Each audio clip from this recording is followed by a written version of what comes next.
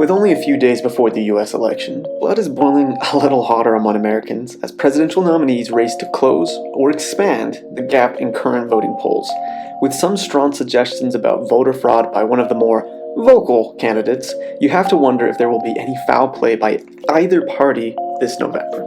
Today, I'm going to be exploring some hacks that could greatly influence the 2020 presidential campaign, and theoretically, how I would rig a US election. A quick disclaimer, I'm not intending on utilizing any of these tactics, and I would not encourage anyone to even attempt them. There are a lot of vulnerabilities for these highly illegal methods of rigging an election. You would get caught, and you would go to jail. To start, I want to go back to July 2020. Graham Ivan Clark, a 17-year-old, was able to hack Twitter and gain access to many influencers' accounts. He posted a Bitcoin scam across the site that would inevitably cause just shy of $1 million in damages and theft. And this is where I would start my theoretical attempt to rig the election. See, if a 17-year-old can do it, why can't I? Well, besides the fact that he was a genius at computers. Or rather, why can't I hire someone like Graham to do some damage on social media for me? Imagine every political influencer and figure on Twitter, Facebook, Instagram posting absurd nonsense, or at least more so than usual. Or imagine Senate Majority Leader Mitch McConnell posting slander about the Republican Party. Chances are you would suspect another social media hack. But what if that was the point? See, if Mitch McConnell's Twitter was actually saying crazy claims about Republicans, it would be perfectly reasonable for him to post a video or press release to try and clear the air. Except, there is this thing called deepfake. Deepfake is an automated digital effect that can make convincing replicas of real people in video format. The software required to do deepfake is also easily available to just about anyone, so it wouldn't be that hard to make Mitch McConnell supposedly say something along the lines of, "These social posts were done without my consent by a hacker, and I hold the Republican Party in the highest regard, as sacred to our American experience as the Constitution itself. However, while speaking with other leaders of the GOP, we have determined that Donald Trump does not represent Republican values or constitutional rights. We instead encourage all able Americans to vote for Kevin McCarthy as a write-in Republican candidate."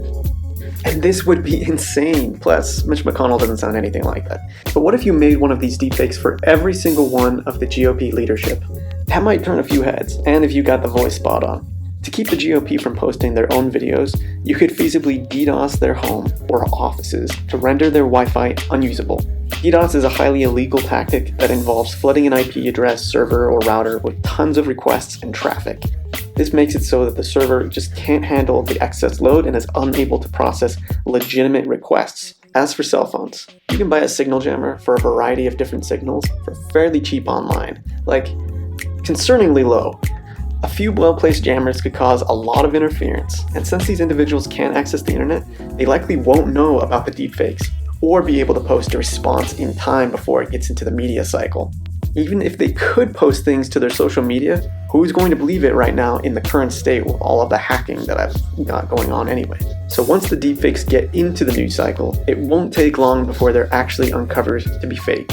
But by then, the damage will have already been done.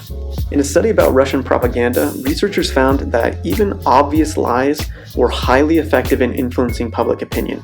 If your message gets out and there's only a week or two left before the election, you're bound to change the result of at least a few key voters with this tactic. A quick side note, but there's actually historical precedent for a party to challenge their own presidential incumbent. In 1976, among a couple of other examples, Ronald Reagan challenged President Ford at the Republican primary for the presidential nominee, and he only lost by 5% of the votes. Challenging your own party's nominee this close to an election would be insane, but it's not impossible.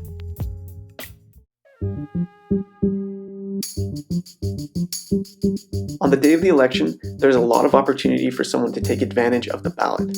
Mail-in ballot fraud is under heavy investigation this year. The possibility of ballots being stolen, fake registry for unable or deceased citizens, fake or altered ballots, uncounted ballots within the postal system, you name it, there's tons of theories out there.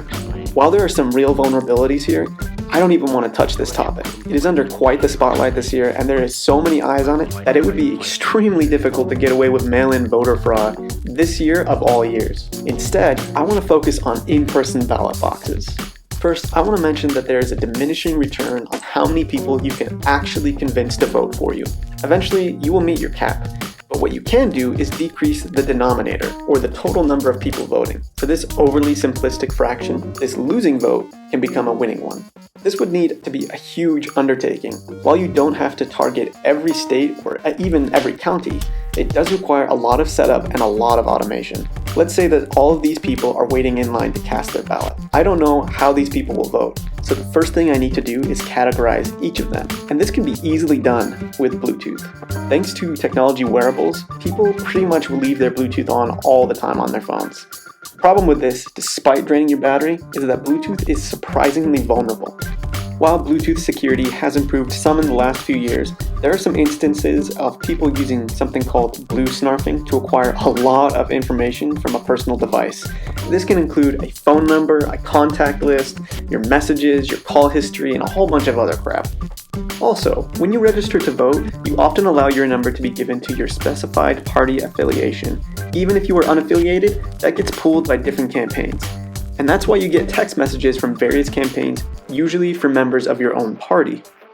So, if I can use blue snarfing to get your phone number and messages via Bluetooth, I can run a search to see if you've received any messages from known campaign phone numbers, meaning now I can categorize everyone in this line by their party.